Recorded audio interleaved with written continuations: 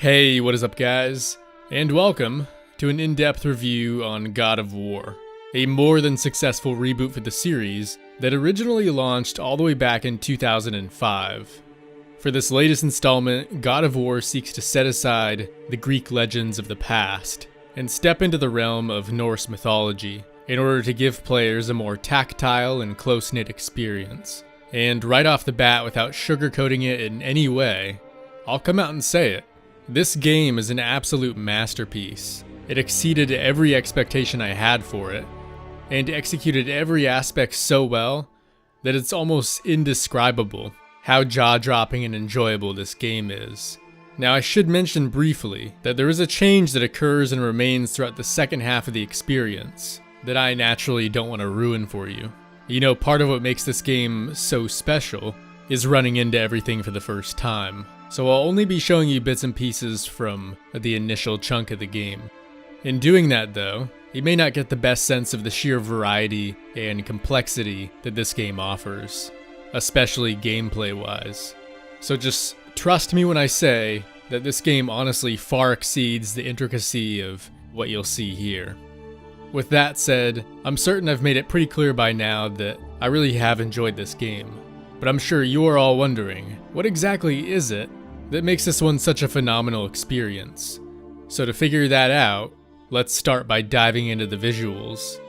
Graphically, God of War is one of those games where oftentimes you just have to stop and take a moment to soak everything in. Midgard, the area in which the bulk of this game takes place, really is that gorgeous. And a large part of how good this game looks is primarily thanks to how the culmination of different visual elements work together. The texture work here is truly remarkable, and coming from someone who primarily plays on PC, I was stunned by the fact that something could look this good on the regular PS4. And unlike most experiences, where the textures and objects can appear quite flat, almost everything in God of War seems to have some level of roughness to it that you just don't see in other titles. The trees, rocks, and even the structures around them all have plenty of bumps and grooves to make them feel more lifelike and lived in. Of course, these textures would mean next to nothing if they weren't placed on things that caught the player's attention and really mattered. And that's where God of War truly stands out visually. The architecture and creatures in this game had a level of detail and a sense of magnitude that were simply unmatched by anything I had played prior. In fact, many of the set pieces and areas I came across looked so grand and impressive that my jaw was left hanging wide open on multiple occasions. And some of the creatures the game put me up against were of such epic proportion, it made the idea of taking them on feel like a story of its own. Hell, some of these guys were so big that they actually became a part of the level itself. And as a whole, the look and feel of this thing is all enhanced by the game's fantastic lighting engine, which does an excellent job at setting each area apart from one another, making for a unique array of locations ranging anywhere from somber, sun-drenched ravines to places where it feels like you might be in the dark depths of the mines of Moria. Smaller enemies were also incredibly well done, as you'll see just about every enemy features some stunning particle effects that radiate off of them as they move around or as you attack. And just like the locations, part of what makes them so special is that sense of discovery and variety. Overall, there are an absolute ton of different enemies to find, so expect to encounter anything from relentless Draugr to the more haunting and elusive Revenant. In addition to the monsters, the main characters were also masterfully crafted, and in particular, their beautifully captured facial animations played a pivotal role in making sure each character's emotions were displayed flawlessly throughout impassioned moments of the story. It's because of this that you can really get a great sense of how each character is feeling without them actually needing to say anything. And lastly, all of the little details from the trails left in the snow to the breath emanating from the mouths of our main characters were greatly appreciated. And although they were very minor details, aspects like those or any of the little critters running around played a very big part in bringing this world to life.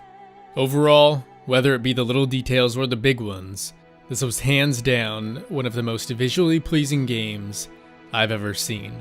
And now, with the graphics out of the way, let's see how the gameplay stacks up. Since we've already talked a great deal about the locations, I want to start by going over how they influence the gameplay. At its core, God of War is a fairly linear experience, but it's one that also features many open world elements. In some ways, you could say that it's a bit of a hybrid that utilizes the best of both worlds. And it's that manner of level design, paired with the alluring aspects of each location, that makes for such a wonderful sense of discovery. Not only when you come across a new and interesting area for the first time, but also when you then proceed to explore that location even further.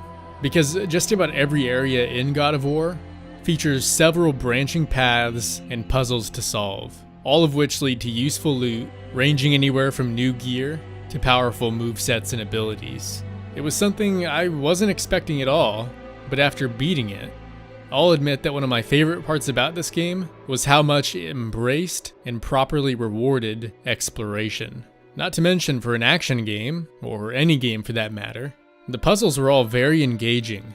I wouldn't say they'll necessarily be the most challenging ones you've ever run into, but I thoroughly enjoyed how almost each and every one of them required some level of wit and cleverness to complete, oftentimes requiring you to use Kratos' axe to either freeze something in place or hit things in quick succession in order to open up a new area. It was definitely a unique and welcome addition.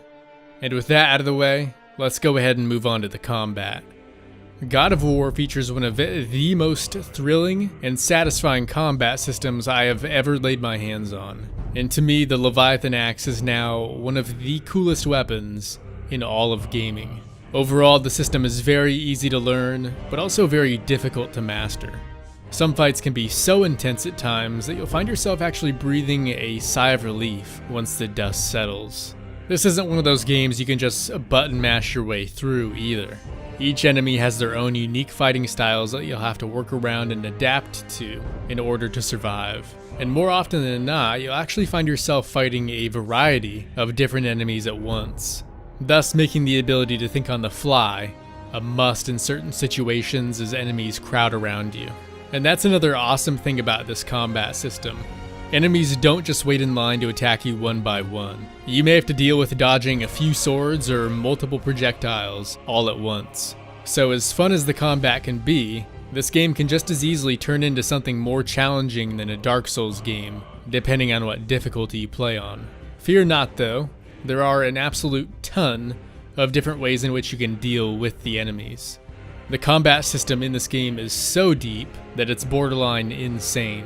In fact, there were so many skills to unlock that I found myself learning new abilities and techniques up until the very end of the game. Hell, apart from your own abilities, you can even upgrade things like your son's bow in order to make him more effective as he seeks to stun some of the more evasive enemies or draw aggro. The whole father-son duo can be extremely effective, and if that still isn't enough to handle whatever's in your path, there's even a bestiary that updates over time with useful information for those looking to become an expert at their craft.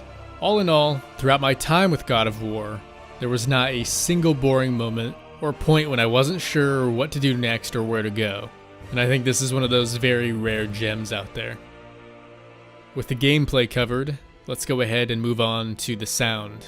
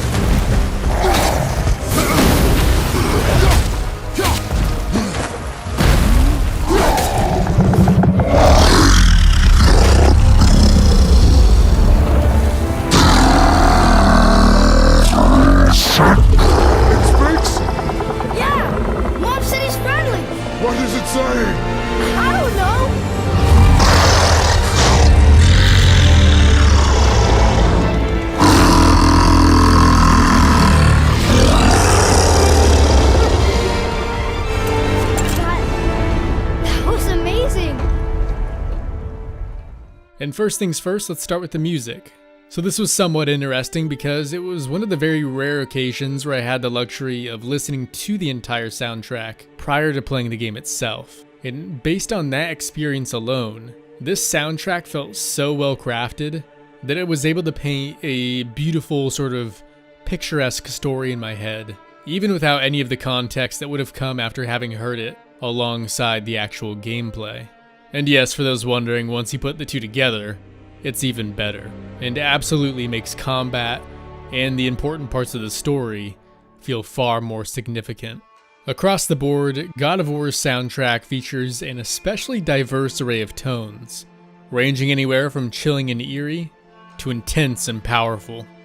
It's a soundtrack that was unforgettable enough to stand alongside two of my personal favorites from The Lord of the Rings and The Witcher 3, but on the other hand, it's also not necessarily the most unique score either, in the sense that you could easily pick out certain songs and compare them directly to either of the soundtracks I just mentioned, or others like Halo's, Gladiator's, and even Skyrim's. That said, to me, God of War's soundtrack deserves to be heard, and it's without a shred of doubt one I will continue to listen to outside of God of War, and even while playing other games, and that to me is a true testament to how good it really is.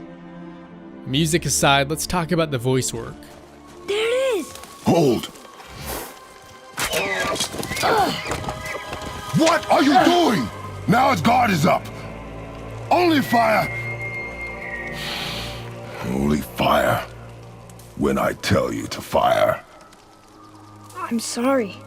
Do not be sorry. Be better. Find it.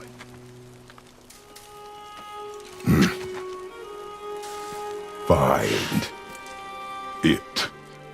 Long story short, they definitely nailed it here, with Christopher Judge as the voice of Kratos. I don't think you could have asked for a better fit than this one. It's sort of like wondering what it would be like if someone else played Geralt or the Master Chief. Both him and all of the other voice actors did an excellent job and all sounded extremely convincing with the roles they were given. They each portrayed their own emotions perfectly, whether it be sadness or anger, and there was not a single voice or character I didn't like. And perhaps just as impressive was the way in which the voices sounded based on where you were throughout the world of Midgard. Even something as simple as an echo could change drastically depending on whether or not you were in a rocky canyon or a deep cave. Hey, look at that! These passages seem too small for giants. Why do you laugh? Oh, you're serious. I am always serious. And of course, with combat being one of the primary focuses of this game, you'd hope that it too would sound just as good as it looks. And truth be told, there are very few things more satisfying than the sound of combat in this game. From the smashing of projectiles bouncing off your shield, to the crisp cutting of the Leviathan axe, slicing through hordes of enemies, it's all very intense. All in all, God of War is an example of sound design at its best.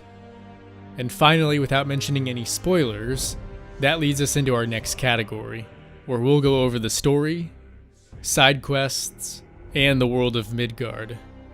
Above all else, God of War contains some absolutely marvelous storytelling, largely centered around the father and son relationship between Kratos and his son Atreus, that to me featured the perfect blend of tension, humor, and compassion. I really can't even begin to describe how well they captured the chemistry between these two, or even other characters for that matter. And you don't just get that for a few brief moments either. It carries out and continues over the course of the entire journey, through both the side quests and the main story.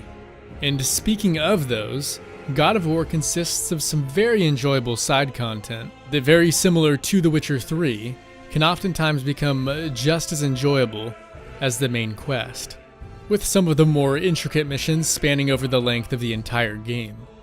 As for the main story, this is one of those tales very similar to The Lord of the Rings, in which on the surface, the primary goal feels rather straightforward. In fact, here I would argue that it's quite a bit simpler, as Kratos and his son set out to simply deliver his mother's ashes to the highest peak.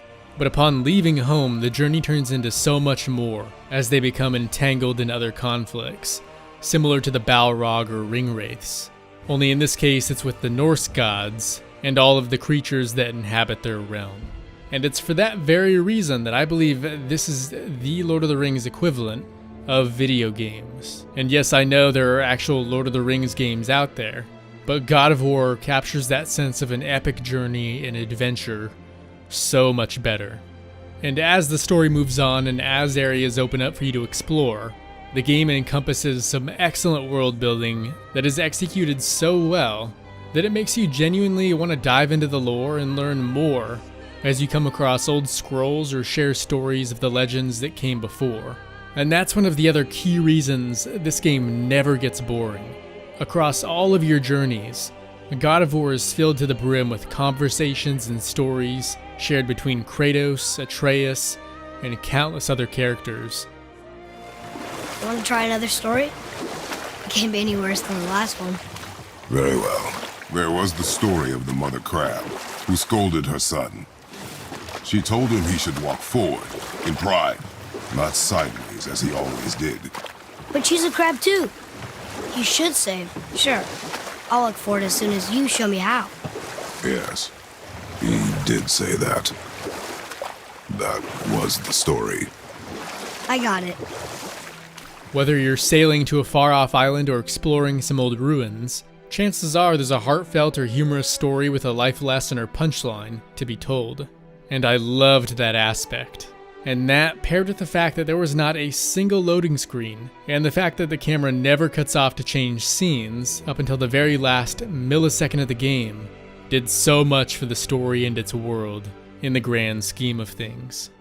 And it's ultimately what allowed for me to become even more connected to these characters. With all of that said, it's time to give this game a final rating. So let me start by saying that before God of War, there was only one other game I considered to be a 10 out of 10. It's not a score that I give out lightly, and nor should it be.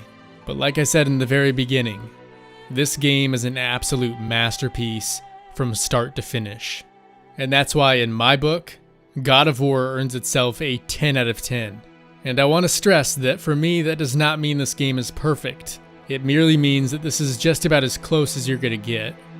It is a must-own if you have a PS4.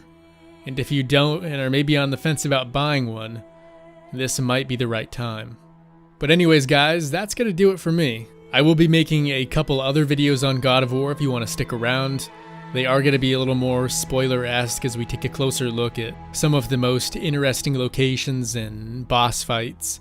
But hey, if that's not your thing, thanks for watching.